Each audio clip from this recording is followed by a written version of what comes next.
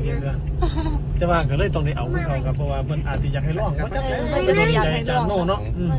อาจจะเป็นไปได้ เพื่อนให้พ่อดาวมาบอกเขาแล้วว่าเอาเพลงนี้น้ำเด้อลูกพ่อดาวก็บอกแล้วค่ะกับแม่พันธุ์บอกว่าให้เอาเพลงนี้น้ำเด้อลูกเข้าบัดเดี๋ยวเอาไว้ก่อนเอาไว้รอดหลัง ไปรถหลัง คนลุกกันทั้งคันรถเพลงนี้แม่ฮันนี่เลือกแล้วพอผู้ต้องเอามาให้น้องธิดาห้องคันบอสั้นเกิดเรื่องแน่นอน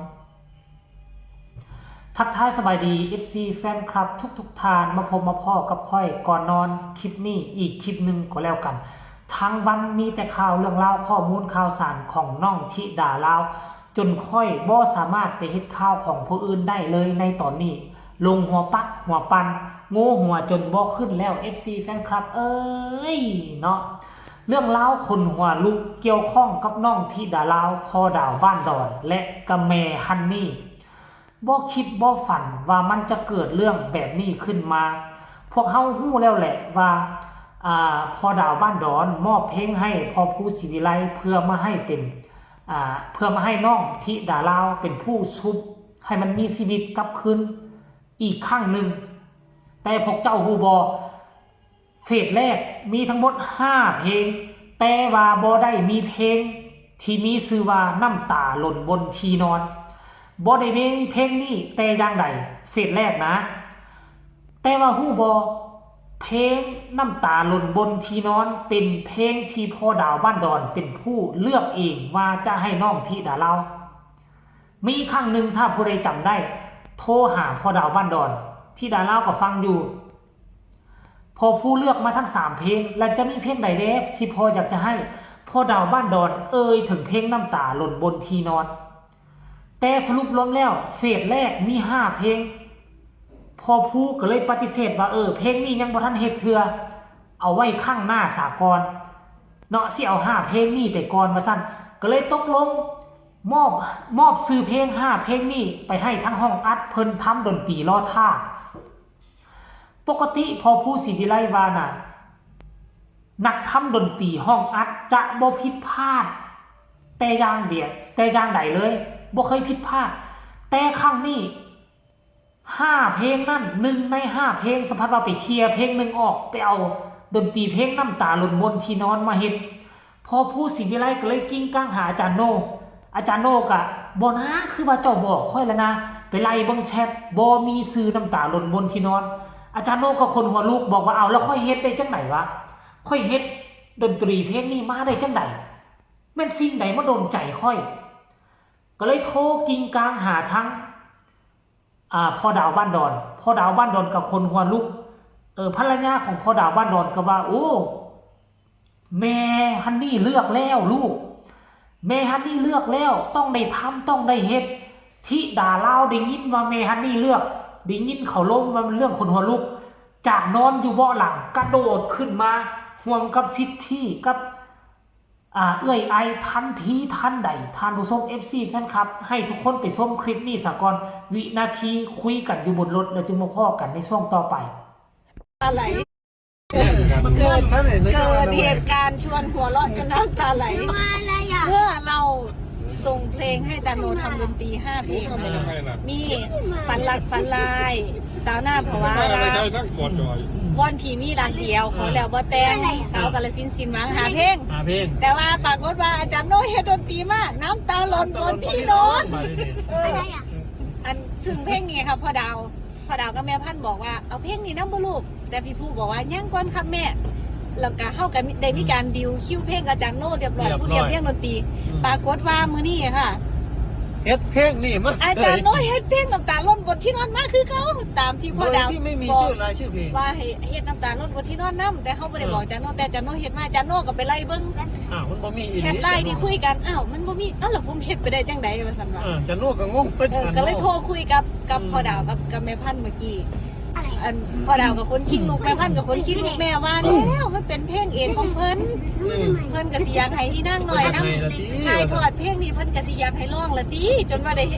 ไปพาผู้นั้นเฮ็ดดนตรีว่าซั่นว่าแต่ก็เรื่องแปลกแต่ก็เป็นเรื่องแปลกมากปกติแล้วจันโนแบบคนทำดนตรีเนาะมันไม่พลาดอยู่แล้วกับคิวเพลงทำเสร็จแล้วเขาไม่เอา เสียทิ้งเฉยนะ ใช่ ได้ ค่ะ เห็นไหม อาจารย์โนก็งงเพราะอาจารย์โนแล้วผมเฮ็ดไปเฮ็ดจังไหนวะซั่นว่าเฮ็ดไปแบบงงๆแต่ว่ามันมีผู้หนึงเดี๋ยวนี้คักกูมูโดดไม่ขี่หลังพี่ไอ้แล้ว อะไรอ่ะ อะไร ก็ไปเลยหนูอยู่ตรงนี้เหมือ เอา นเก่าร ถคันบอกใหญ่บอกกว้างเนี่ยเธอมาเบียดเขาทำไมนั่นน่ะ เบียดเลยหนูนั่งอยู่ตรง ตัว นี้ เองนั่งก็มี เปิดไฟนั่นน่ะ เบียดอะไรหนูนั่งอยู่ตรงนี้แต่เก่านะ เอาคุณแม่รถคันบอกใหญ่7ที่นั่งทั้งหลังวางเบิดเนี่ย พี่ไอ้มาทำไม อะไร มาเบีย อ่ะ ดกัน4 คนอยู่นี่แม่ ไม่อ่ะ กลับไป ด้วย กลับไปที่นอนตัวเองสิ อะไรอ่ะ พ่อเบาเรื่องถึงเรื่องน้ำตาล้นบนที่นอนดนตรีมาอาจารย์โนทำดนตรีมาแบบงง ไปสิพี่ไอ้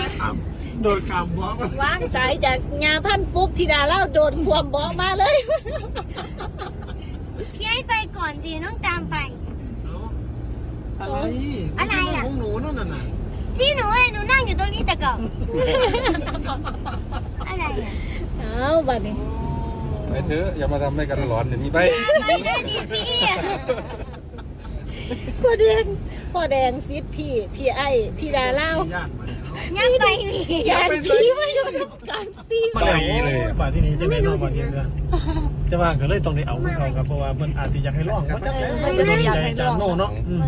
อาจจะเป็นไปได้ เพื่อนให้พ่อดาวมาบอกเขาแล้วว่าเอาเพลงนี้น้ำเดือลูกพ่อดาวก็บอกแล้วค่ะกับแม่พันธุ์บอกว่าให้เอาเพลงนี้น้ำเดือลูกเข้าบัดเดี๋ยวเอาไว้ก่อนเอาไว้รอดหลัง ไปรถหลัง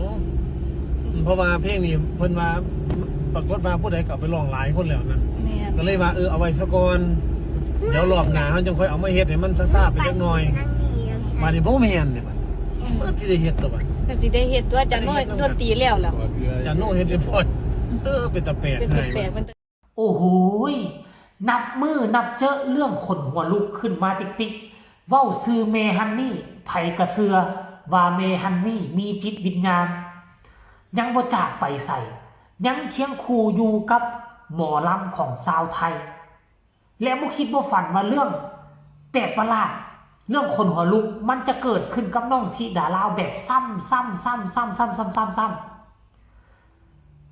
มหัศจรรย์ที่หนึ่งพอดาวบ้านดอนจะมอบเพลงให้มหัศจรรย์ที่2น้องธิดาลาวไปกราบไหว้ไปล้ำถวายอยู่ที่ศาลเมฮันนี่บ้านเมยบ้านเกิดครั้งนี้เป็นครั้งที่3มหัศจรรย์คนหัวลุกครั้งที่3เพลงที่พอผู้บ่เลือกแต่ดันนักดนตรีเรียบเรียงดนตรีออกมาให้สรุปรวมแล้วเจ้าของเพลงเพิ่นอยากให้ห้องเพลงนี้เพราะเพลงนี้เป็นเพลงเอกประจำตัวของแม่ฮันนี่อันนี้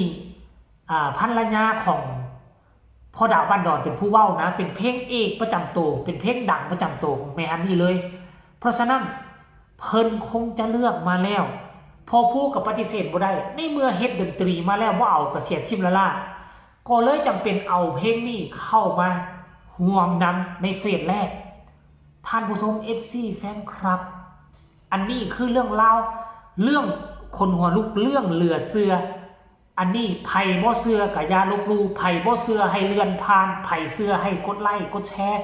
กดติดตามที่สำคัญอย่ากดข้ามโฆษณาผู้ใดมีคำตำหนิติชมคำคิดคำเห็นเกี่ยวกับเรื่องคนหัวลุกครั้งนี้ให้ส่งข่าวมาแลกเปลี่ยนบทเรียนกันในใต้คอมเมนต์พบกันใหม่ในคลิปหน้าสำหรับคลิปนี้สบายดี